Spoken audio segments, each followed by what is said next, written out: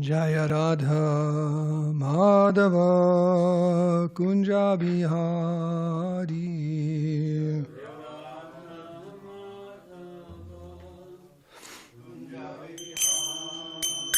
Jaya Radha Madhava Kunja Bihari.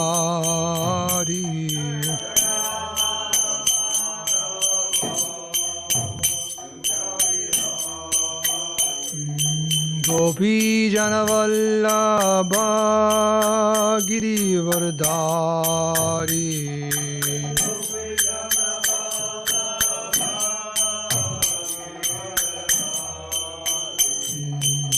Gopi Janavallabha Girivardhari.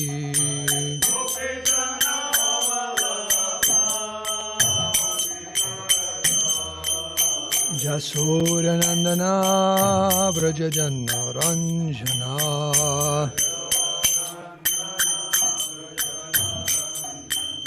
Jasodanandana Vrajajanna Ranjana.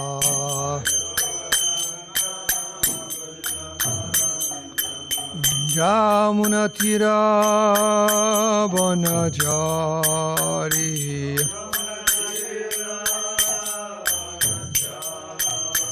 Jamunatira Vanajari.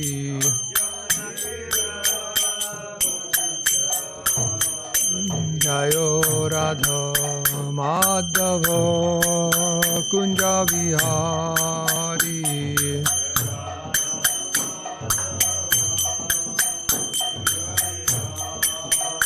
Jaya Radha Madhava Kunja Bihari.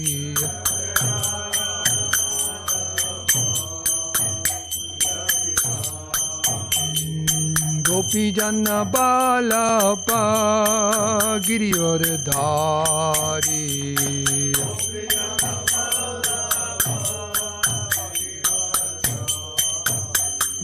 Gopi Janna Balapa Girivardhari.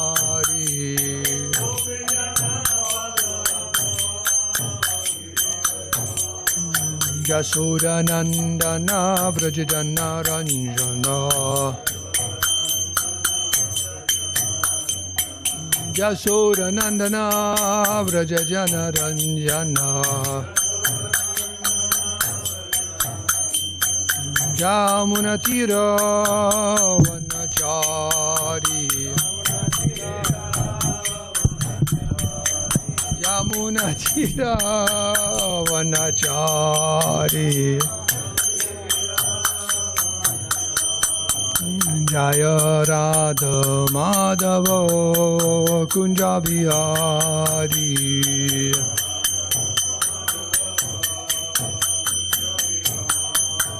Jaya Radha Madhava Kunja Bihari.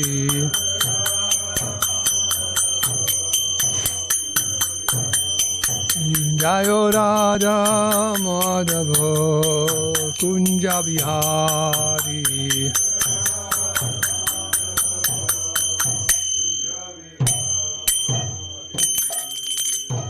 Sri Radha Madhava ki, Sri Radha Giridhari ki jai. Jai Om Viṣṇupād Paramahamsa Parivrājika Jaja Śūdras Shri Srimad Divine Grace A.C. Bhaktivedanta Swami Shri Prabhupada ki jai. Jai Om Viṣṇupād Paramahamsa Parivrājika Jaja Śūdras Shri Srimad Divine Grace Shri Bhakti Siddhanta Saraswati Goswami Maharaj Prabhupada ki jai. Nantakoti Vaishnava Vrinda ki jai. Karantara Srimad Bhagavatam ki jai, Samveda Bhakti ki jai, Go Parevanandi, all glories to the assembled devotees, all glories, assembled devotees, all glories, assembled devotees, all glories, Sri Guru and Sri Gauranga. You know those sirens are for? Devotees don't come to class on time. They're getting you. They're going to get you. So. Okay. So this morning we're reading from the Srimad Bhagavatam, 8th chapter. We're going to verses 33 through 6, and that's ending this particular chapter. Om Namo Bhagavate Vasudevaya. Om Namo Bhagavate Vasudevaya. Om Namo Bhagavate Vasudevaya. So I'll read the 33, 36. We'll chant 36 together, the last verse. So 33. Deve Shvata Nile Neshu Bali Vairochana Purim Devadhanim Atishtaya Vasam Nanye Jagatrayam. When the demigods had disappeared, who told them to disappear? Yeah, the spiritual master told them to disappear. Just disappear. There's no way, no reason to fight. You're not gonna win. So they took all these different forms and just disappeared. When all the demigods had disappeared, Bali Maharaj, the son of Virochana, entered the heavenly kingdom, and from there he brought the three worlds under his control. Tam Vishva Jainam Shishyam Brighava Shishya Vatsala Shatena Haya Medhanam Anubratam Ayai Jayam. The Brāhmana descendants of Bhrigu, being very pleased with their disciple who had conquered the entire universe, now engaged him in performing 100 Ashvamedha sacrifices. Purport. We have seen in the dispute between Maharaj Prithu and Indra that when Maharaj Prithu wanted to perform 100 Ashvamedha yajnas, Indra wanted to impede him, for it is because of such great sacrifice that Indra was made king of heaven. Here the Brahmana descendants of Bhrigu decided that although Maharaj Bali was situated on the throne of Indra, he would not be able to stay there unless he performed such sacrifices. Therefore, they advised Maharaj Bali to perform at least as many Ashvamedha yajnas as Indra. The word Aya Jayam indicates that all the Brahmanas induced Bali Maharaj to perform such sacrifices. Next verse. Tatastad anubhavena bhuvana traya vishrutam kritim dikshu bitanvana sarija udurar iva. When Bali Maharaj performed these sacrifices, he gained a great reputation in all directions throughout the three worlds. Thus he shone in his position like the brilliant moon in the sky. And this is the verse today. Bhuje cha shriyam svidham dvija devo palambitam krita krityam ivatmanam manyamano mahamanaha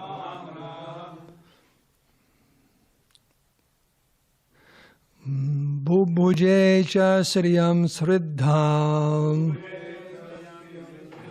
dvija devo palambitam krita krityam ivatmanam manyamano mahamanaha bubuje cha sriyam sriddham dvija devo palambitam krita krityam ivatmanam manyamano mahamanaha. Anyone like to chant?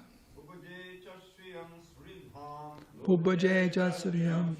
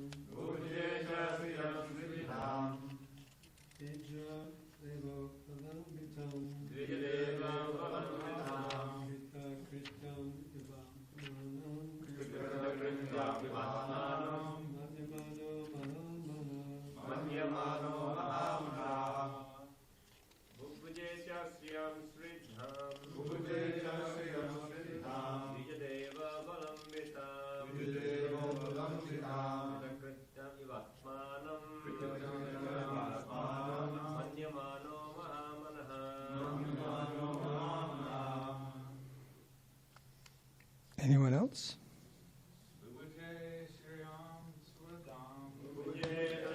Svidham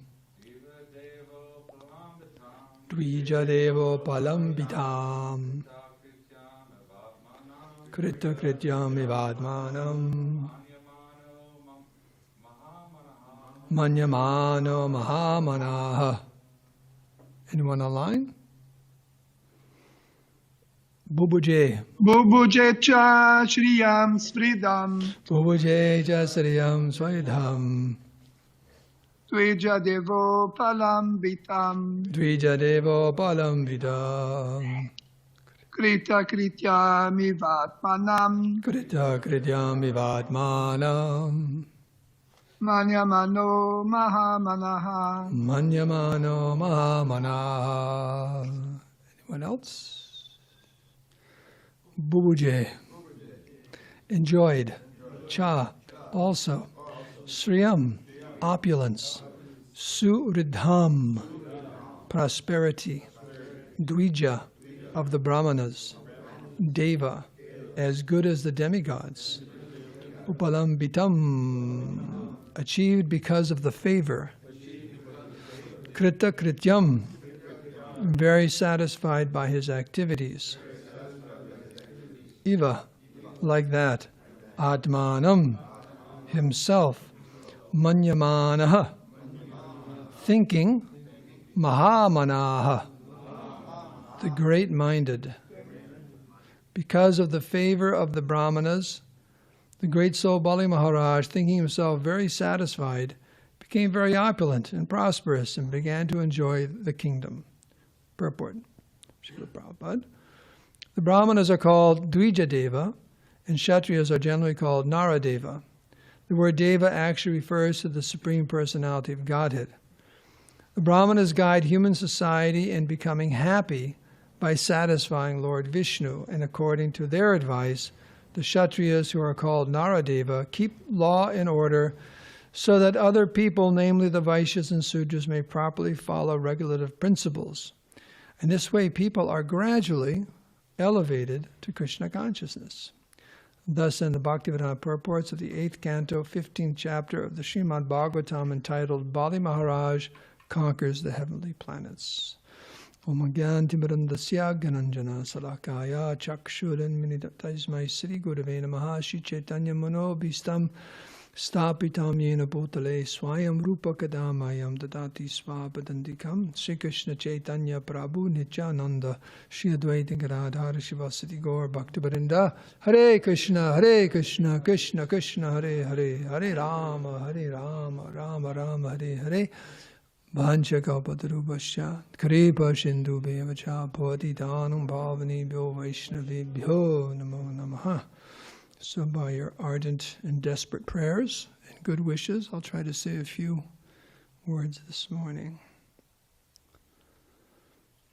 So one theme of the purport, what we're reading right now, these few verses, is what we recite every morning. Yasya prasadat bhagavat prasado yasya prasadam nagati katopi. That the blessings of superiors were dependent upon that. And one also has to be careful about the other side of the equation, and that's what Brihaspati had warned them, or explained to the demigods, that you can just kind of disappear right now because there's no way in the world you'll win this battle. And when the time is right, because what's going to happen is it's all going to flip. Right now, Bali Maharaj is enjoying his position because of the pleasure of the Brāhmanas, specifically referring to Sukacharya, descendants of Bhrigu. But there's going to come a time when he's going to offend them and everything will be lost. Of course, it's a transcendental pastime of the Lord. All his material arrangements and opulences and everything fell apart, but his devotional service exploded. And he became situated as one of the Mahajans. So Krishna sometimes will do that. He'll take everything away. I guess it's a perfect example, that verse, that if Krishna is very, very kind, he just takes everything away, and all you have is Krishna. So everything, we'll be reading this pastime of Bali Maharaj. I don't want to let the pastime out of the bag, as they say, because we'll be reading about it. But his material life was ruined, but out of that came his pure Krishna consciousness and exalted position as a Mahajan for the devotees. So what's being referred to is Dvija-deva, nara-deva. It's essential in any group of people, call it society, organization, club, sangha. There's got to be superiors. There has to be someone in charge, right? And in order for things to go on, and not only someone in charge, but someone in charge who knows what to do and what not to do. Isn't that a verse in the Bhagavad Gita, one of the talking about the modes of material nature, understanding, and that is to understand what to do and what not to do. Oh, okay, they don't know what, they don't, pravittam cha, navittam cha. They don't know what to do and what not to do. That's a problem. That's a problem. And so those who are trained in knowledge, and they're known as the Brāhmaṇas, the intellectual class of society. They're wise. They're supposed to be. There are what are known as Brahma Bandhu. What's a Brahma Bandhu? Friend of a Brahmin. Hey, I'm just palling around with the Brahmins, but you have no Brahminical qualities whatsoever. You may even boast a thread. I have a thread. Maharaj tells a story that when he was in Ann Arbor preaching, the preaching center there, this is back in the 70s, there weren't so many Indians. And he said, someone had come, the Indian family had come to the, Sunday feast or whatever. And the man who was there, he wanted to show that he was a Brahmin, so he went to reach his thread, and he pulled out his thread, and his pack of cigarettes fell out of his top pocket. I am Brahmin. And his Marlboros fell out. So that's a Brahma Bandhu. That's a clear sign of a Brahma Bandhu, like that. When you go like that, and your beaties fall out of your pocket. So, but those who are qualified should be in charge. And of course, there's two classes of persons. Two classes are in charge. The Brahmana, that's the Dvija-devas, and then you have the kṣatriyas. Those are the managers and so on. That's your nara-deva. The king, nara means person. The king is a nara-deva. And the persons on top are actually the Brahmanas because they give guidance. Kshatriyas or managers are usually very passionate. You have to be very passionate if you want to be in charge of something. Is that a fact? Do you see that? Someone's got to be passionate and attached. What do they say? Possession turns sand into gold. Do you know what that means? You know what we could do with that with the beach down here? What does that mean? Possession turns sand into gold. Do you know what that means? You ever hear that expression before? No? What does it mean, Sankarshan? You never heard that before? A beach bum like you? You never heard that expression? Dravida Prabhu. It means that when you own something, suppose you're in charge of a business, you do everything you can to make the business flourish so it prospers. But if you're just a lowly worker there and you're getting a lousy, $150 an hour, which is what I started at when I started working, you don't care about the business so much. If they ask you to sweep the floor, you will. Otherwise, who cares? Right. Because you don't own it. I remember working for someone, this Dr. Levin, who was a surgeon at one time, and he used to come. He came to the temple. He used to come to the temple in Hawaii. Had a business here in San Diego. A few devotees worked for him. He and his friend, they compiled vegetarian cookbooks, raw food and so on, and also had a line of metaphysical greeting cards called the glow cards. They were very famous. They had a little jewel on each one, a little gem. Anyways, he was saying, as far as hiring people, when you hear people say our company instead of you, it's us, then you know you got a good person. In other words, you identify with the company. It's not the management and the workers. It's us. We're working together. That's a very good quality. So yes, if you have something, but you think it's yours, then you'll do something with it. You'll turn it around. But that's why communism really has a hard time, because nothing belongs to you. It all belongs to the state. Well, people don't care. That's what history showed. They just didn't care. It's like, it's not mine. It's not my problem. You ever hear that? You ever think that? It's not my problem. So Kṣatriyas are very passionate, very possessive, but if they're guided nicely by the Brahmins, then that passion can be channeled to do something very wonderful for humanity, for society, and for Krishna. That's the point. But if the Brahmins aren't there to guide, then it just becomes a big mess also. It becomes a big mess. So that's what's being described here, that Bali Maharaj, of course, the history will come out as a Mahajan, but right here, he's a very, very powerful king, Kshatriya, and fortunately he's listening to the advice of the descendants of Bhrigu, Sukracharya, and other Brahmins and so on, how to stay in that position, how to be very, very prosperous as a king, and by performing these different yagyas for the pleasure of the Lord and the devatas. And because of performing these ceremonies and pleasing the Brahmins, they were giving their blessings, and he was maintaining his position. He was maintaining his position. So I guess I started out a few moments ago speaking about, we always have to find out who's in charge, who actually is superior, who's worthy of listening to for good advice, who can help us in our lives and guide society. And that's the attempt of the Vedic culture, the Vedas and so on, of any civilized society is there's got to be a head. There's got to be a head, which means a good direction, intelligence, good direction, what to do. And the source of that intelligence and good direction and good advice, of course, is Krishna. He's the Adi Guru. And the instructions of the Vedas are there. They're given for the guidance of humanity. And those who understand that, who cultivate it, they can guide others. The Brāhmaṇas guide the Kṣatriyas guide the vaiśyas and śūdras, and keep everyone in line, gradually going back home, back to Godhead. And the idea is that the word is progress, not perfection. Everyone who's perfect. Thank you. A voice from on high. Everyone's has to be making progress. That's the thing you have to, I'm making some progress. Today I made some progress. I hope tomorrow morning when you wake up you thought, I made a lot of progress yesterday. Except for that class, from then on it was pretty good. But whatever it is, you actually feel, I made some good progress today. Wonderful day back, or on Sankirtan. Sankirtan? Okay, yes, that means right, okay. On Sankirtan, back, whatever your service is, you actually feel at the end of the day, I made some progress today. I've chanted very nice rounds and reading, and I feel just like when you finish your plate of prasadam, you've made some progress. You cleaned your plate. You've honored all that prasadam, and how do you feel? Satisfied. You made some progress. You made it through the plate of prasadam. Not a difficult devotional service, is it? Is prasadam difficult? Yeah. Well, stop at the second one, okay, Sankarshan? Stop at your second plate. That's your take home today. No more than 2 plates. Okay. So we should feel that.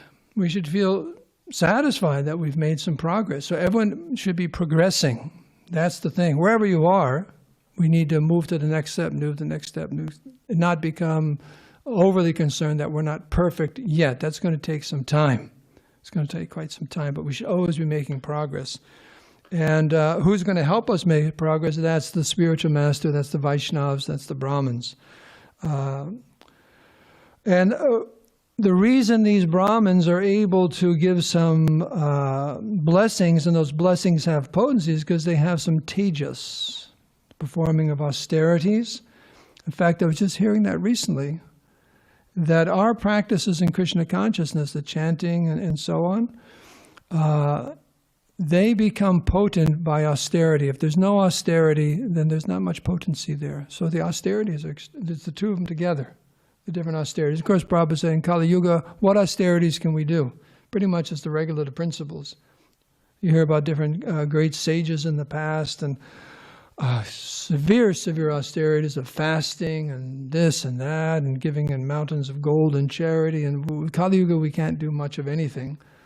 So at least the minimum 4 regulative principles and the different processes of devotional service. But if one does these, one becomes very, very powerful, and their blessings are potent. Does anyone ever ask you for a blessing, Balaram? Yes. It happens all the time, right? Yeah, just blessings. Can you bless me? Can you bless me? So why are they asking for that? Because they want to get blessed. That's why they're asking. That's what they want to get blessed. But how much can we bless? Right? Blessings come by the potency. There are those spiritual persons that they're so powerful just by their word, one actually becomes blessed in Krishna consciousness. That is our hope of the spiritual master, the great devotees, if they recommend us to Krishna. Prabhupada said that about offering a flower to Srimati Radharani. You don't offer it to Krishna directly, you give it to Radharani, and then Srimati Radharani will recommend you to Krishna, like that. So, we'll say, oh, Mukunda Charan, he's such a nice devotee. Krishna, please accept him, as Radharani will say, like that. So the spiritual master recommends us being pleased with our yasya prasada, bhagavad prasada, yasya prasadam, nagati katopi. We're hoping and praying that we'll be qualified, that our spiritual master and the great devotees will recommend us to Krishna. Recommend us down, up the disciplic succession, all the way to Krishna. We'll get that recommendation. Without that recommendation, we really don't have a chance. What do they say? You don't have a chance of a snowball in heaven, a snowball in hell? You ever heard that expression before? Have you heard that expression before? Snowball in hell? No? Okay.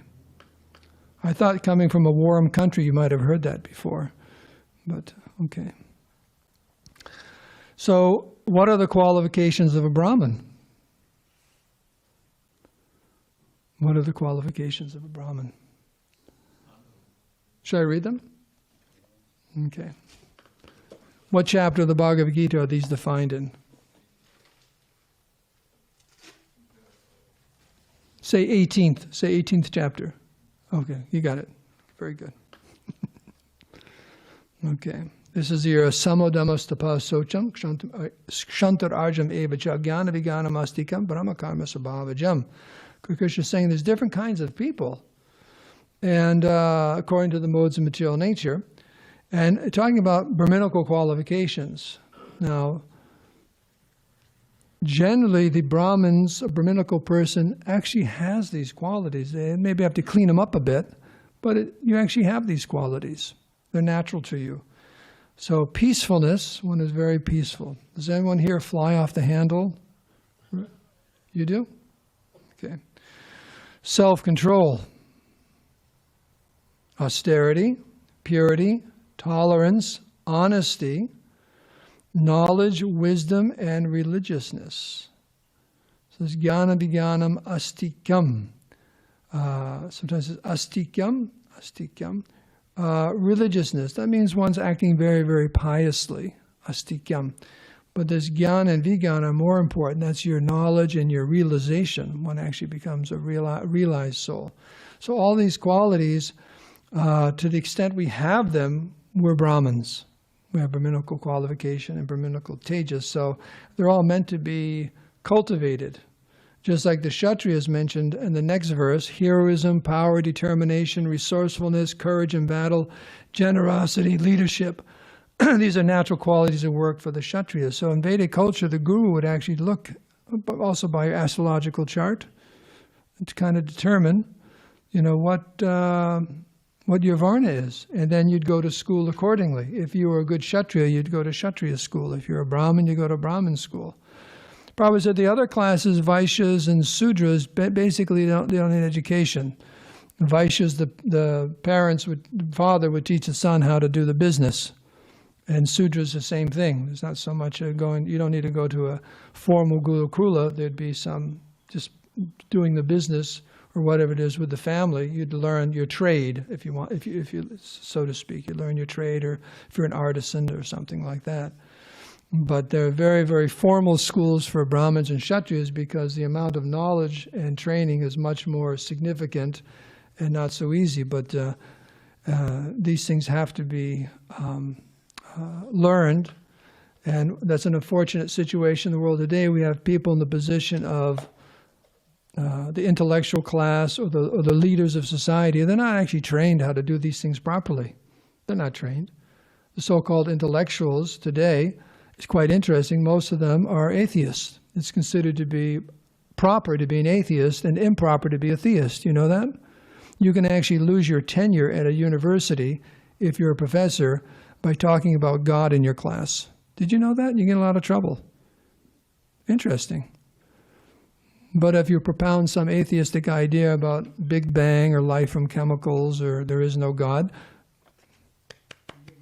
very good, very good, very, very good. Like that. I was just listening to the devotees describe a few days ago there was a meeting. After 25 years, there was a bet or a wager made by two groups of scientists. Do you hear about this? Two different groups of scientists, 1998, they made a wager that we will be able to find and prove that consciousness is a function of the brain cells or something like that. We'll have it all figured out in 25 years. Because you can't figure out where consciousness comes from, they can't map the brain and so on. So there's a big conference, and there's different groups, and the challenge was there 25. So after 25 years, they got on the stage. You know what they said? We don't know. We don't know. In fact, we know less now than we did 25 years ago. We have no idea how the brain, if it all does, produce consciousness. We can't find it. We can't find it. So this idea that the brain and brain cells produces consciousness, still after 25 years of working really, really hard, they can't find it. And I think the wager was a very expensive bottle of champagne or something. So what did they do? They just broke open the champagne and all had a drink. So these are our leaders in society today. They're trying to prove that there is no soul, and even they failed in proving it, they break out the champagne. These are the Brahmins today, like that. So that's just one example. Or the leaders, so-called political leaders in the world today. Look at the world situation we have today. These are not leaders at all. They're demons, as it says. In Bhagavad Gita, they're demons. What is that verse about? Meant to destroy the world, engage in demonic activities meant to destroy the world. They have no compassion for the citizens. So just thinking about this the other day, I think it started, correct me if I'm wrong, in World War I, that during war you started bombing the people. Before that, people would go out on the battlefield and fight, But starting after World War I or during World War, they started bombing citizens. That's unheard of, right? You read the history of the world, whether it's the Greeks or the Romans or the Persian Empire or this or that or whatever. Soldiers went out and fought somewhere on a battlefield. You left people alone, but now attacking a country means you just go blow up citizens, innocent citizens. That's demoniac, isn't it? It's quite demoniac. You just blow them up and then you blow those other people up. So these are our leaders today. These are our leaders. So time here. And so the real takeaway from all of this is that Yasya Prasadat Bhagavat Prasadat. Bali Maharaj, he was prosperous because he was pleasing the Brahmins. Okay. But the Brahmins have to be qualified. Otherwise, it's a waste of time. So the pleasure of those who are very close to Krishna will guarantee success. That's the point. A Brahmin means someone who's very close. A real Brahmin is someone who's close to Krishna, who's very, very dear to Krishna. That's another section we can read from the Gita if you like. I can read it instead of having you bring it up. There's a series of verses where each verse ends there. Krishna says, "They are very dear to me." What chapter is that? 12th chapter. Here we go. Let's end with this because this is the point. It's not just any old Brahmin or Brahma Bandhu. One has to. If one's dear to Krishna, then one's words, one's blessings, they never go in vain, because you're carrying the Lord in the heart. Sometimes that's referred to as that person is carrying the Lord. Well, everyone's carrying the Lord in their heart. Even a lowly worm has Krishna in their heart, believe it or not. So what does that mean? It means it's manifest. Krishna's manifest in that person's heart, and it's quite evident. So such a person, because they're so dear to Krishna, they're Krishna's confidential servant, And very, very potent, and their Krishna's will is being executed by that person. So anyway, let me just read the translations here. This is beginning with 13th verse in chapter 12. It's chapter, let's see here. Yes, here it is. One who is not envious, but is a kind friend to all living entities, who does not think himself a proprietor and is free from false ego, who is equal in both happiness and distress, who is tolerant, always satisfied, self-controlled, and engaged in devotional service with determination, his mind and intelligence fixed on me, such a devotee of mine is very dear to me. He by whom no one is put into difficulty and who is not disturbed by anyone, who is equiposed in happiness and distress, fear and anxiety, is very dear to me. My devotee who is not dependent on the ordinary course of activities, who is pure, expert, without cares, free from all pains, and not striving for some result, that means material result, is very dear to me. One who neither rejoices nor grieves, who neither laments nor desires, and who renounces both auspicious and inauspicious things, such a devotee is very dear to me. One who is equal to friends and enemies, who is equiposed in honor and dishonor, heat and cold, happiness and distress, fame and infamy, who is always free from contaminating association, always silent and satisfied with anything, who doesn't care for any residence, who lives in a tent on the patio. I threw that in. Okay. Who is fixed in knowledge. I just want to see who's awake, that's all. Okay? Just want to see who's awake. Hare Krishna.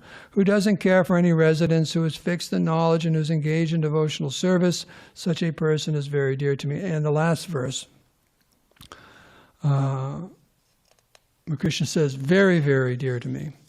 Those who follow this imperishable path of devotional service and who completely engage themselves with faith, making me the ultimate supreme goal, are very, very dear to me. So that's the qualification. One is very, very dear to Krishna. Those are the persons we want to gain their favor, and by such a favor, we're maintained and our devotional service increases. And by displeasing them, everything falls apart. And of course, that will come out later in this pastime of Bali Maharaj. On one hand, he's glorified for disobeying his spiritual master, but still, on a certain level, it's described that's one of the reasons everything fell apart. He didn't follow his guru's instructions. At least materially, everything fell apart. So we can end here. Any questions or comments on this pivotal understanding of our success in Krishna consciousness?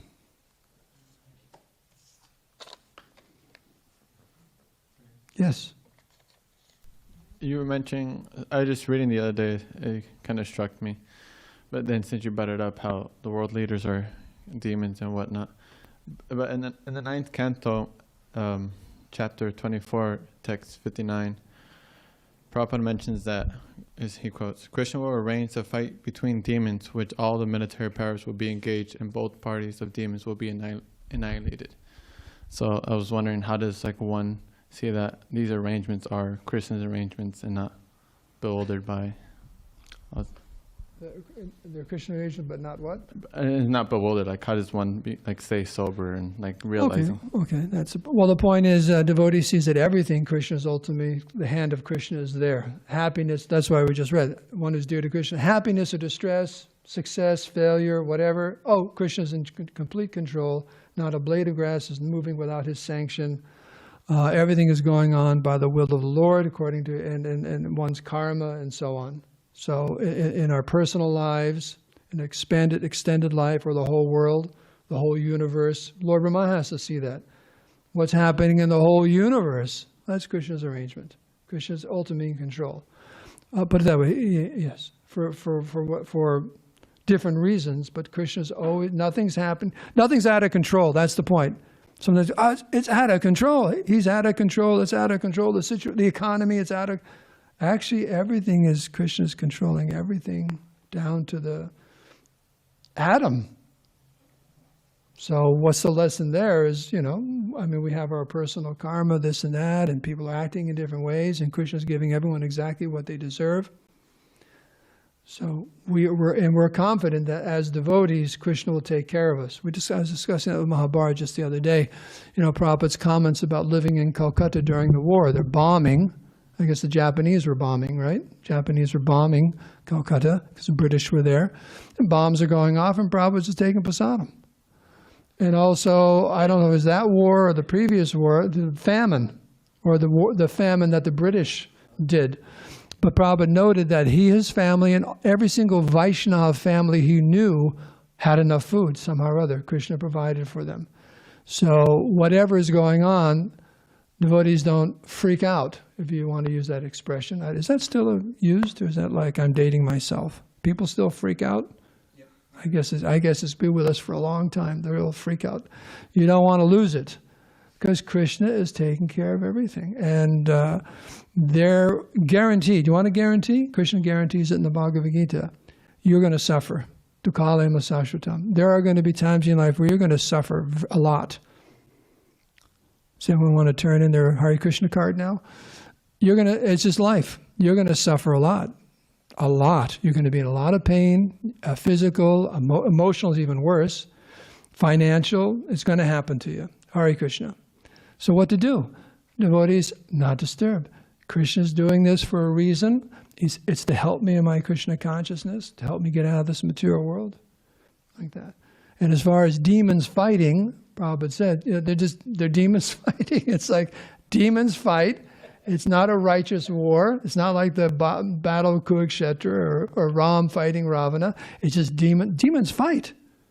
You want to see them, just go to this bar on the corner here at probably 1 a.m, you got a brawl going on, you know, fighting. Demons fight. They just fight. They're envious and angry, and they just fight. And that even to the point of dropping bombs on each other, they just fight. So does that answer your question? Okay, I'm sorry if I'm a little long-winded. Dravida Prabhu. I have a comment and a question. That famous statement of Prabhupada, how when Calcutta was being bombed, and he was, he actually said he saw it as some kind of fireworks or something like that. Wasn't disturbed. But there's a further explanation of that account in the book that's not as well known as that. And this is it's actually the autobiography of Bhakti Swami. What is it? Unlimited Mercy or something like that. Ocean of Mercy. I worked on that book for him. I read through it. And I was startled to see that probably, not only did he just continue taking lunch, but he said, because the bombing happened more than just one time. So he and his godbrothers, some you know, the Gaudiya Math, they went on Harinam during the bombing. It's a win-win, you know. We'll be chanting and, you know, encouraging the people with the Harinam, and if we get hit, we go back to get it. And now the question is, I was startled to learn it, from text 37 of chapter 10 of the Bhagavad Gita. Krishna is saying, I am this, of this, I am this, of this, and this. So of the sages, I am Vyas, and among great thinkers, I am Ushana. Turns out Ushana is Śukracharya. Right. Now, Śukracharya was kind of devil's advocate in one sense. He was encouraging him not to worship, right, Vamana. He said, don't give him anything, it's Viṣṇu, you know. And Bali, to his great credit, disobeyed him and rejected him. So how is Śukracharya, you know, how does Krishna identify as Śukracharya? Okay. Do you want my speculation on this? Yes. Okay. Well, one thing, or observation, he's a great thinker. Just because someone's a great thinker doesn't mean they're a great devotee or a great sage or this. He's a great thinker. You meet people whose intellect is so vast and sharp, but that doesn't mean they're actually pious or whatever. But it's amazing how people, their memory. I remember I did a wedding once, and the bride and groom wrote their own vows. Now, the bride was an attorney. She memorized the whole thing. It went on for like 5 minutes. And it was just verbatim because she's an attorney. And I in the audience was like, man, she's just, boy, she must be great in a courtroom. She's a trial lawyer, you know. Confirmed. You know, so I mean, a brilliant mind. Just going on. And I said, boy, she'd make a great devotee, you know. She could learn verses left and right. And that's what I was thinking during the whole thing. Too bad she's not like preaching. So someone may be a great thinker. Thinking, you know, this side, that side, analyzing things. Just like I said, you take a gem and you turn it in different shafts of light and analyzing everything. So he had those qualities. An amazing quality to have, but that doesn't qualify you in Krishna consciousness. That's what I would say. Yeah, I think you're right. Doesn't say because it says best of the sages is who? Like Narada Muni, you know, the best of the, Krishna gives, but it's great thinkers, very good thinkers. That's. I think you got it right. Now that I read, he comes in at the end of the purport here. Among the Kavis, Ushana Shukracharya was the spiritual master of the demons. He was an extremely intelligent and far-seeing politician. There you go. There we go. There we go. Okay. You have a question? Hare Krishna. When you mentioned, progress, we had a Ishtagoshti one time when Bhakti Tyler was here. And Balaram Prabhu, he mentioned one way to see progress, he said, we should be able to see tangible results, You pack your box full of books and then you come back, halfway empty, or you buy boga and then it turns into prasadam like that. So I appreciate Balaram Prabhu's, every day I kind of reflect, okay, did I do something tangible, something. Huh? Yeah. I just want to glorify Balaram Prabhu. He's my hero. Jai. Sadhu. Sadhu. Yeah, Prabhupada was very much into results. You have a preaching program, you want to know how many books are distributed, how much money did you make. It's not like, oh, we went out and preached, no books, no this, no that, no, we're in the red. No, there's got to be positive results. That means it's Krishna. It's a very good point. We're making progress. You had a question, Prabhu, comment? Thank you so much for such a nice class, as usual, Dharmasetu Prabhu. I paid him to say that. I'm not telling you. He paid his smile just to. So, you were talking about who is dear to Krishna, and sometimes we go on books, and most of the time when we stop Indian people, they usually say that, oh, I already have Bhagavad Gita. So from past few days, I'm trying to say this to them that, okay, if you have it, take it for someone else. In the 18th chapter, Krishna has said that, oh, whoever distributes this knowledge, tells this knowledge is very dear to me. So I was just checking that verse, and it says for one who explains this supreme secret to the devotees, pure devotional service is guaranteed, and at the end he will come back to me. And the next verse is, there is no servant in this world more dear to me than he, nor will there ever be one more dear. So excellent preaching. That's good, huh? Yes. You're banking on that one.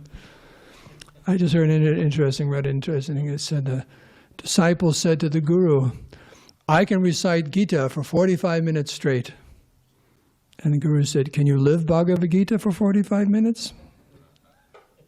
So we get into here. All glories to Srila Prabhupada.